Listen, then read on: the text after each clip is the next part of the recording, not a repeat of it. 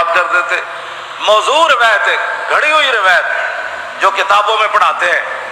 جی ایک عورت حضور پر کوڑا کرکٹ پھینکتی تھی اور میں کہا چلے آؤ یہ روایت انگریزاں گھڑی تے تسی جا کے بیان کرنی شروع کر دیتی. ہاں جی رب العالمین تے قرآن نے جب اپنے نبی دے آداب دسے تے صحابہ پھر انہاں آداب تے عمل کر کے دسیا کائنات وچ کہ ہاں جی جڑا قرآن رب نے نازل کیتا اس محبوب دے اے آداب ہیں جڑے اسی کر رہے. حضور دی عزت آبرو دے بارے اج تسی جڑیاں پینٹاں تے پتلونا پا کے بیٹھے ہو, اے جتنے تسی بڑے بڑے عہدیاں تے 20 کنالاں دے بنگلیاں وچ تے بدماشو تہاڈے اگے پیچھے نوکر ہیں, یہ صرف پاکستان دی وجہ ہے. نہیں تو جا کے ہندوستان دے مسلمانوں کو پوچھو نا تے کی گزر رہی. ہاں یہ صرف پاکستان کا مطلب کیا لا الہ الا اللہ.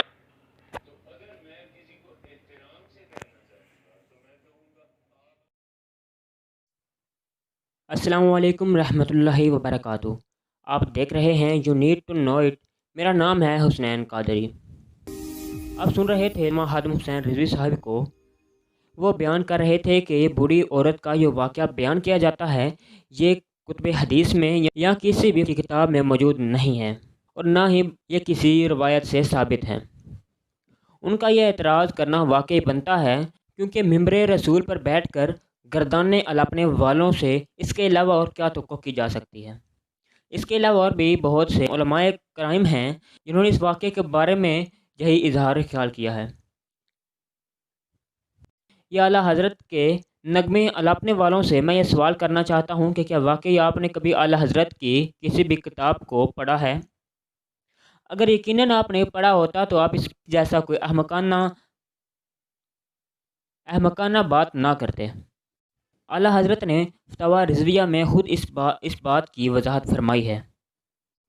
لیکن اس کے بارے میں مزید بات کرنے سے پہلے اگر ابھی تک آپ نے ہمارے چینل کو سبسکرائب نہیں کیا تو جلدی سے سبسکرائب کر لیں اور بیل آئیکن کو پریس کرنا نہ بھولیں تاکہ ایسی انفارمیٹیو ویڈیوز آپ کے پاس آئیں سب سے پہلے.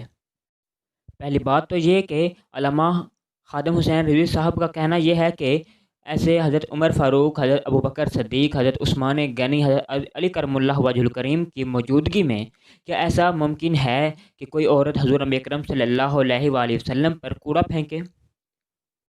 یہ دلیل ان کی بالکل بے بنیاد ہے. میں ان سے پوچھنا چاہتا ہوں کہ جب طائف کے پہاڑوں میں, جب طائف کی وادی میں حضور نبی اکرم صلی اللہ علیہ وآلہ وسلم پر پتھر برسائے گئے تھے تو کیا اس وقت حضرت ابوبکر صدیق رضی اللہ تعالیٰ عنہ ان کے ساتھ موجود نہیں تھے؟ اور بے شک ان کے ساتھ موجود تھے. مکہ مکرمہ میں جب حضور نبی اکرم صلی اللہ علیہ وآلہ وسلم پر اور مسلمانوں پر ظلم و ستم بڑھا دیا گیا اور اسی کی وجہ سے مسلمانوں کو مدینہ منورہ ہجرت کرنی پڑی تھی. یہ کہنا ٹھیک ہے کہ اس وقت صحابہ کرام موجود نہیں تھے. وہ کیا وجہ تھی کہ حضور نبی اکرم صلی اللہ علیہ وآلہ وسلم کو مدینہ منورہ ہجرت کرنا پڑی؟ لیکن لگتا ہے کہ ان حضرات نے صحیح بخاری کا بھی ٹھیک طریقے سے مطالعہ نہیں کیا. صحیح بخاری میں حدیث نمبر 3854 میں روایت ہے کہ حضور نبی اکرم صلی اللہ علیہ وآلہ وسلم نماز ادا کر رہے تھے کہ عقبہ بن معیط نے اونٹ کی اوجلی حضور نبی اکرم صلی اللہ علیہ وآلہ وسلم کی کمر پر لا کر رکھ دی.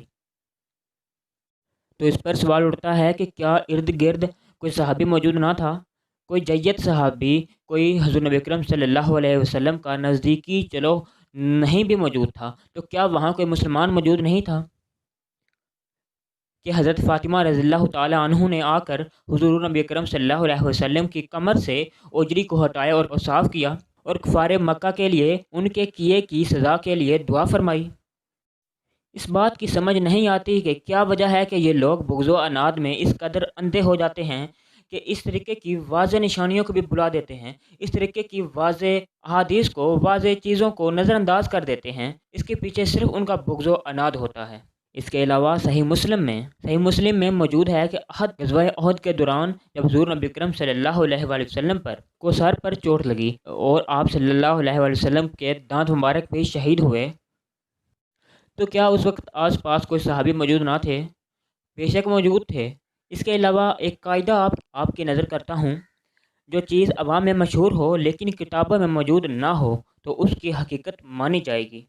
فتاویٰ رضویہ جلد نمبر 8 کی عبارت ہے کہ عدم نقل عدم وجود کو مستلزم نہیں. اگر کوئی بات کتابوں میں منقول ہو اور اس قدر رواج پا چکی ہو کہ وہ معروف و مشہور ہو چکی ہو اور عوام الناس اس پر یقین کرتی ہو اور وہ اس میں کوئی بری بات بھی موجود نہ ہو تو اس کو حقیقت مانا جائے گا۔ اس کے علاوہ ایک اور قاعدہ ہے کہ اگر کوئی بات کتابیں میں منقول نہ ہو اس کا یہ مطلب نہیں کہ حضور نبی اکرم صلی اللہ علیہ وآلہ وسلم نے یہ کام کیا ہی نہ ہوگا۔ بغض و عناد کے اندھے لوگ میں جانتا ہوں کہ ان چیزوں سے اچھی طرح واقف تھے، لیکن اس کا اعتراف کرنے کی بجائے انہوں نے ان کا انکار کیسے کیا؟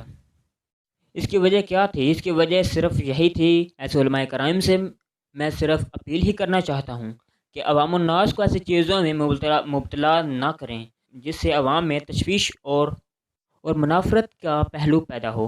ایسی چیزوں کو بیان کرنے کی ضرورت بالکل نہیں۔ میرا یہ ویڈیو بنانے کا مقصد ہرگز کسی کی دل آزاری نہ تھا، بس حقائق کو سامنے رکھنا مقصد تھا کہ اگر انجانے میں کسی کی دل آزاری ہوئی ہو تو میں معذرت چاہتا ہوں۔ ایک نئی ویڈیو میں ایک نئی بات کے ساتھ اللہ حافظ و ناصر۔